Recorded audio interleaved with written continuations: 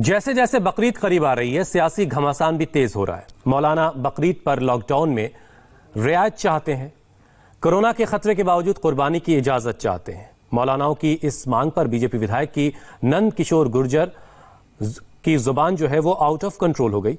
BJP विधायक पर SP नेता अनुराग भदौरिया ने पलटवार किया है।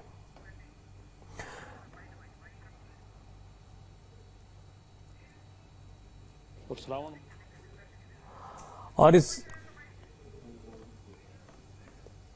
श्रावण मास में ईद भी और ये सारे जो त्यौहार पड़ रहे हैं, तो मेरा लौनी के सभी नागरिकों से अपील है कि कोई भी किस तरह की जैसे बकरीद का त्यौहार है इस पर कुर्बानी ना करे। जिस तरह से लोगों ने लौनी के अंदर सोशल डिस्टेंसिंग का और तमाम शासन प्रशासन के निर्देशों का पालन करते हुए ऊपर वाले के महादेव की कृपा से लौनी में कोरोना को हमने हराया है और लौनी के लोग सुरक्षित हैं। उसी तरह से लोग कोई कुर्बानी ना करें, क्योंकि मास्क से फैलता है, सब लोगों के सामने आया है। और शराब जो है बिल्कुल सेवन ना करें, बिल्कुल कम से कम करें, इम्यून सिस्टम को कमज़ोर करता है।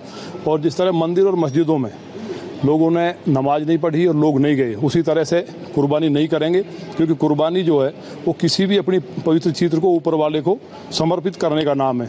इस तरह सनातन धर्म में पहले बलि दी जाती थी, अब उसकी जगह नारियल जो है उसको फोड़ करके बलि की पूर्ति की जाती है, बकरे को नहीं काटा जाता।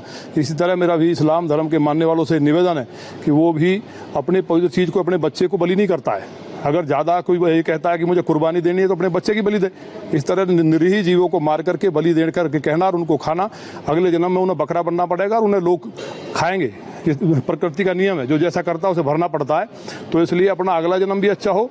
लौनी के लोगों से खास तौर से मेरा कहना है कि वो इस तरह की बिल्कुल ना करें, क्योंकि इसमें कोरोना फैलने की संभावना ज़्यादा है। लौनी के विधायक जी ने जिस भाषा का इस्तेमाल किया है, ये हिंदुस्तानी भाषा नहीं है। हिंदुस्तान की संस्कृति और संस्कार ऐसे भाषा को कतई इलाव नहीं करते। ये हमारी राजनीति में भी इस तरह की भाषा का इस्तेमाल नहीं होना चाहिए। इसकी मतलब उस व्यक्ति के अंदर ना मानवता है ना इंसानियत है। और जिस भाषा को इस्तेमाल कर रहा है, ये समझो, मैं गारंटी के साथ कह सकता हूं, ये भाषा हिंदुस्तानी नहीं है, कहीं और की भाषा बोल रहा है। और बकरीद पर बकरे कहां से खरीदे जाएं, इस बात को लेकर महाराष्ट्र में भी जमकर राजनीति हो रही है। कांग्रेस पार्टी अपनी सरकार से नाराज है। उद्धव सरकार ने ऑनलाइन बकरे बेचने का आदेश दिया है, लेकिन महाराष्ट्र में समाजवादी पार्टी के अध्यक्ष अबू आसिम आजमी ने कल इस मुद्दे पर शरद पवार से मुलाकात की थी। इसके बाद शरद पवार ने कल शाम को फिर अबू आसिम आजमी और कांग्रेस के कुछ मुस्लिम नेताओं और विधायकों को मिलने के लिए बुलाया। इस मीटिंग में शरद पवार के अलावा home minister Anil Deshmukh, NCP के नेता नवाब मलिक भी शामिल हुए। बाद में ये सभी नेता मुख्यमंत्री उद्धव ठाकरे से मुलाकात करने गए। करीब 1 घंटे की मुलाकात में मुख्यमंत्री उद्धव ठाकरे से बकरों की खरीदारी और उनके ट्रांसपोर्टेशन के लिए नई गाइडलाइंस बनाने के लिए कहा गया।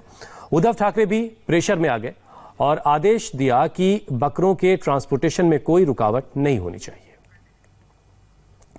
समाजवादी पार्टी के नेता अबू आसिम आजमी ने बकरीद की कुर्बानी को सीधा अयोध्या में होने वाले राम जन्मभूमि पूजन से जोड़ दिया और इसी बहाने सरकार को घेरने की कोशिश की।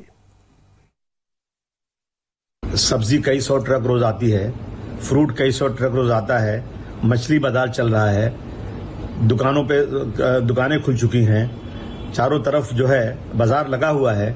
और उसके बाद 5 तारीख को प्रधानमंत्री जी अयोध्या में जाकर के शिलान्यास कर रहे हैं। इस सारी चीजों को देखते हुए हमें भी बकरीद मनाने का हक है। आज सुबह से मुझे कम से कम 250 से 300 लोगों का फोन आया कि लोगों के बकरे, लोगों के जानवर हर जगह पर, कहीं टोल नाके पर, कहीं ज़कात नाके पर, कहीं बॉर्डर्स पर रोके जा रहे हैं। चलिए, यहाँ वक्त एक ब्रेक का है। ब्रेक के बाद आपको दिखाएंगे राजस्थान के रण में अब बीएसपी